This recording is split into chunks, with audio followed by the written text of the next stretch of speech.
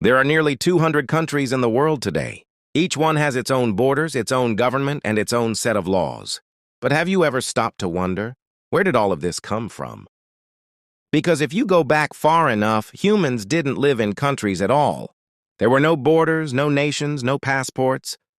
People lived in small groups, tribes, clans, communities, where survival was the main priority. So how did we go from that to a world divided into countries? Well, as human societies began to grow, things started to change. People needed ways to organize themselves, protect their resources, and maintain order. And slowly, over time, these systems evolved into something bigger, something we now call countries. But what exactly is a country? At its core, a country is a group of people living in a defined territory, under a system of governance.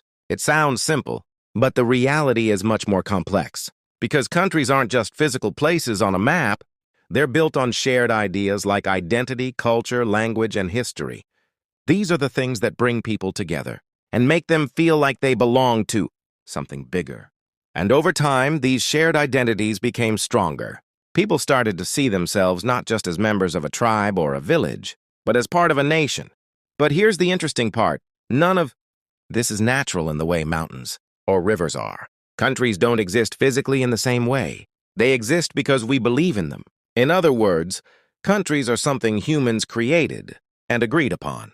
So if countries are just ideas, how did they become so powerful? The answer lies in something humans are very good at: cooperation.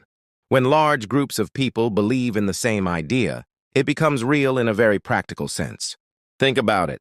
Borders only exist because people agree that they do. Laws only work because people choose to follow them. Governments only have power because people accept their authority. And when millions of people share that same belief, it creates something incredibly strong, a system that can organize societies, control resources, and shape the world. But this also means something important. If people stop believing in those systems, they can change. Countries can grow, shrink, or even disappear over time. History is full of examples where borders shifted, empires collapsed, and new nations were born, which shows us that countries aren't fixed or permanent. They're constantly evolving, just like the people who created them. So why do countries have borders at all? In many cases, borders were shaped by geography. Things like mountains, rivers, and oceans naturally separated groups of people. These physical barriers made it easier for communities to develop independently from one another. But not all borders are natural. In fact, many of them were created through conflict, negotiation, and power struggles. Wars have been fought, treaties have been signed, and lines have been drawn, sometimes with little regard for the people living there. This is why some borders today may seem arbitrary or even confusing. They don't always reflect cultural or ethnic divisions. Instead, they often reflect history, who had power, who won, and who made the decisions. And because of this, borders can sometimes lead to tension and conflict. Different groups may disagree on where a border should be, or who a piece of land belongs to. So while borders help organize the world, they can also divide it, creating both unity within countries and conflict between them. So what does all of this mean for the world we live in today?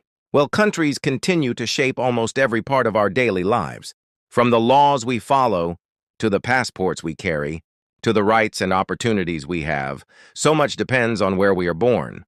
Countries determine how resources are distributed, how economies function, and how people interact with one another on a global scale. They influence trade, travel, education, and even the information we have access to. At the same time, the world is becoming more connected than ever before. Technology, the internet, and globalization are making it easier for people to communicate, share ideas, and work together across borders. This raises an interesting question. Will countries always matter in the same way? Some people believe that in the future, borders may become less important as global cooperation increases. Others argue that national identity will remain strong, and countries will continue to play a central role. The truth is, no one knows for sure. But one thing is clear: the idea of countries will keep evolving, just like it always has. So in the end, countries aren't just lines on a map. They are powerful ideas, built on shared beliefs, shaped by history, and maintained by the people who live within them. They've helped humans organize societies, create order, and build civilizations.